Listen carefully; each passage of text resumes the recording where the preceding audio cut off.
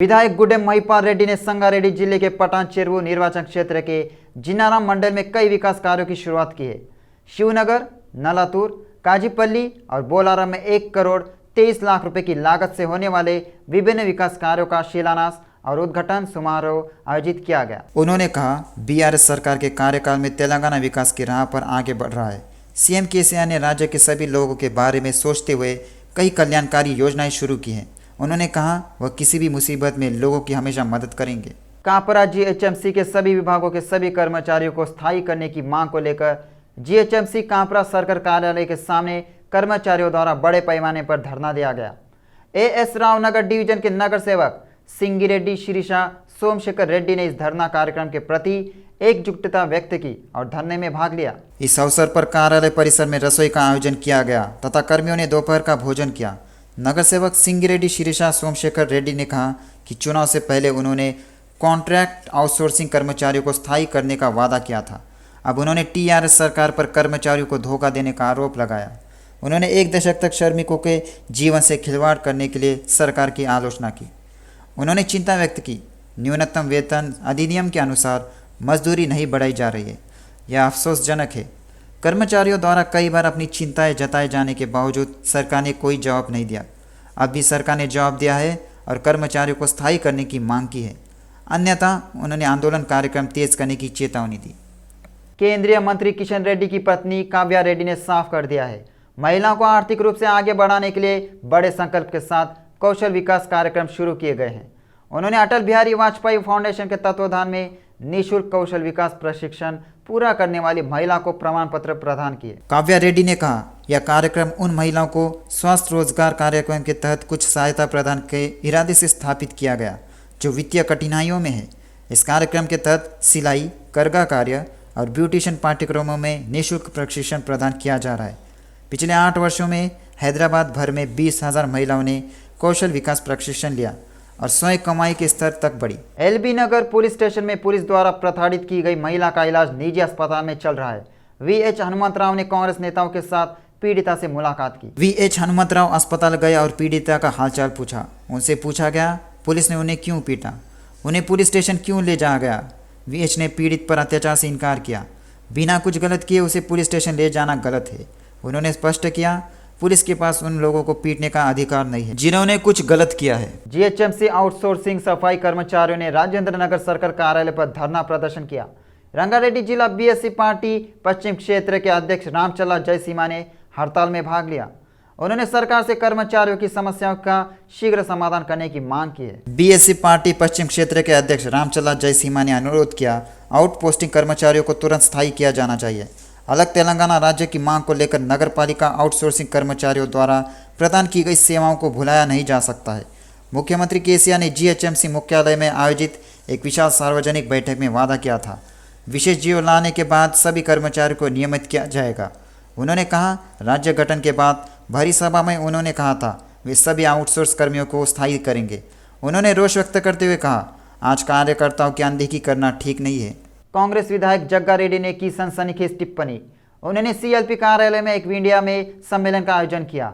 उन्होंने साफ किया, वह राहुल गांधी के नेतृत्व में काम करेंगे। उन्होंने कहा, राहुल गांधी के साथ एक और बड़ा कार्यक्रम संगारेड्डी में होगा। वह इस बात से नाराज है, कुछ लोग उनके बारे में बुरी खबरें फैला रहे हैं। उन्होंने कड़ी मेहनत से राजनीतिक भविष्य बनाया है।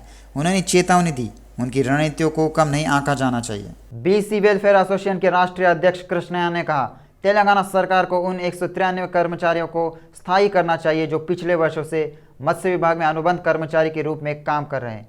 उन्होंने विद्यानगर स्थित बीसी भवन में संविदा कर्मियों के साथ आयोजित बैठक में भाग लिया। आर कृष्णया ने कहा, यह बहुत दुखद है, सरकार इस बात पर ध्यान नहीं दे रही है। मत्स्य विभाग के अनुबंधन कर्मचारी न्याय का उल्लंघन करते हुए 17 दिनों से विभिन्न चरणों में विरोध प्रदर्शन कर रहे हैं। तेलंगाना राज्य जो दूसरे राज्यों में मछली आयात करता था, अब मछली निर्यातक राज्य के रूप में विकसित हो गया है। इसका श्रेय संविदा कर्मचारियों को श्रम को दिया जाता है। आज मत्स्य पालन क्षेत्रों को हर तरह से विकसित करने में उनकी भूमिका काफ़ी अहम है। इसलिए मुख्यमंत्री ने उनसे इस विषय पर विचार करने और उनकी जायज़ इच्छा को पूरा करने को कहा। यदि नहीं तो आगामी चुनाव में सभी संविदा कर्मचारी एवं उनके परिवारों को चेतावनी दी जाएगी। बीआरएसपी के राज्य नेता राम नरसिम्हा गौड़ ने कहा, तेलंगाना सरकार ने रुपए मंजूर किए हैं। इस मौके पर उस्मानिया यूनिवर्सिटी आर्ट्स कॉलेज में सीएम केसीआर के चित्रपट पर दुग्धाभिषेक किया गया। बीआरएसवी के राज्य नेता राम नरसिम्हा गौड़ ने कहा, सरकार आधिकारिक तौर पर सर्वई पापन्ना गौड़ की पुण्यतिथि समारोह का आयोजन करेगी। उन्होंने प्रशंसा की केसीआर तेलंगाना राज्य सरकार की नई उत्पाद शुल्क नीति के माध्यम से गौड़ा जातियों को लाभ पहुंचाकर महान मानवता दिखा रहे हैं। पूरे तेलंगाना राज्य में सभी जातियों के लिए बीसी बंधु योजना को लागू करने के लिए भाजपा ओबीसी मोर्चा ने कुकटपल्ली वाई जंक्शन के पास अंबेडकर प्रतिमा के निकट विरोध प्रदर्शन का आयोजन किया। इस कार्यक्रम के मुख्य अतिथि मेडचल शहरी जिला अध्यक्ष हरीश रेड्डी थे। मेडचल शहरी जिला अध्यक्ष हरीश रेड्डी ने तेलंगाना राज्य में लागू की जा रही बीसी बंधु योजना को केवल कुछ जातियों को दिए जाने पर अपना गुस्सा व्यक्त किया है। उन्होंने जाति की राजनीति करने के लिए इस योजना को लागू करने के लिए तेलंगाना राज्य सरकार की आलोचना की। भाजपा ने सत्ता में आते ही सभी बीसी जातियों के लिए बीसी बंधु योजना लागू करने का वादा किया। उन्होंने कहा, आगामी चुनाव में बीसी जाति के लोग अपनी बुद्धिमत्ता दिखाएंगे। राज्य एससी मोर्चा के अध्यक्ष कोपू भाषा ने रंगारेड्डी जिले के याचाराम मंडल में धरना देकर विरोध जताया। उन्होंने आरोप लगाया, डबल बेडरूम घर योग्य लोगों को नहीं बल्कि केवल बीआरएस नेताओं को दिए जा रहे हैं। राज्य एससी मोर्चा के अध्यक्ष कोपू भाषा ने आरोप लगाया, राज्य में दलित बंधु, बीसी बंधु और गृह लक्ष्मी योजनाएं बीआरएस नेताओं के पास जा रही है। उन्होंने यह कहकर अपने शब्द बदल दिए, वे दलितों को 3 एकड़ ज़मीन देंगे और राज्य में चुनाव के समय उन्हें सब कुछ याद आ गया। उन्होंने उम्मीद जताई, भाजपा तेलंगाना राज्य में सरकार बनाएगी। उन्होंने सुझाव दिया, राज्य की जनता को केसीआर सरकार की बातों पर ध्यान नहीं देना चाहिए।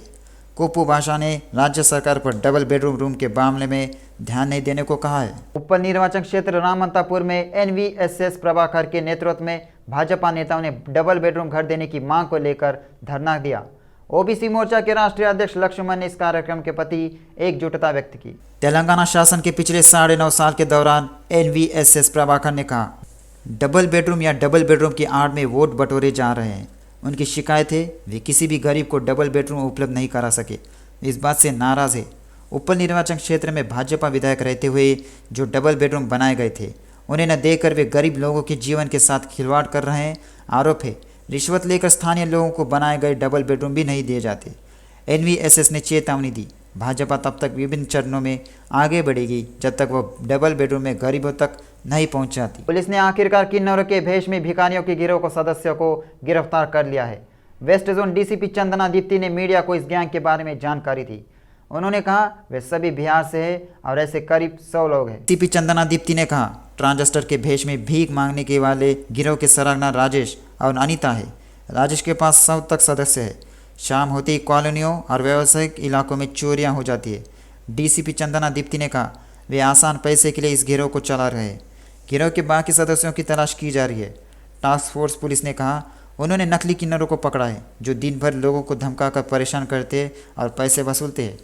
वे सिकंदराबाद, पैराडाइज और जुबली हिल स्टेशन क्षेत्र में हंगामा करते पाए गए। अब तक 19 लोगों को गिरफ्तार किया जा चुका है। रात में अज्ञात लोगों ने घर पर पथराव किया और अकेली महिला को आतंकित किया। घटना जवाहर नगर थाना अंतर्गत सुष्मिता नगर की है।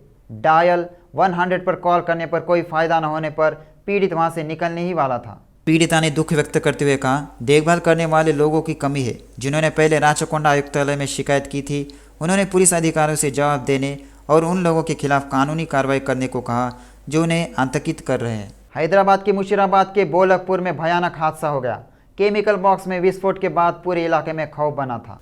बोलकपुर के अंजुमन स्कूल के पास एक स्टील स्क्रैप की दुकान में काम करने वाले गौसुद्दीन रासायनिक बॉक्स काट रहा था, तब अचानक विस्फोट हुआ। पुलिस मौके पर पहुंचे और घायलों को तुरंत इलाज के लिए गांधी अस्पताल पहुंचाया। अमेरिकन फ्लैग फुटबॉल 2023 राष्ट्रीय प्रतियोगिता जिमखाना मैदान में धूमधाम से शुरू हुई। भारतीय टीम के ब्रांड एम्बेसडर कौतिक विट्ठल मौजूद रहे। भारतीय अमेरिकी फुटबॉल महासंघ के उपाध्यक्ष अरुण ने कहा, तेलंगाना टीम भी इस बार खिताब की प्रबल दावेदारों में से एक है और इस प्रतियोगिता में कुल 12 पुरुष टीमें और 8 महिला टीमें भाग ले रही है। उन्होंने कहा, मौजूदा प्रतियोगिता के आधार पर उनका चयन राष्ट्रीय टीम के लिए किया जाएगा और जल्द ही अक्टूबर माह में मलेशिया में होने वाली एशियन ओशियानिक चैंपियनशिप में भारत के लिए खेलेंगे। यह खेल अमेरिका में काफ़ी लोकप्रिय है और अब अमेरिका फ्लैग फुटबॉल को भारत में भी अच्छी लोकप्रियता मिल रही है।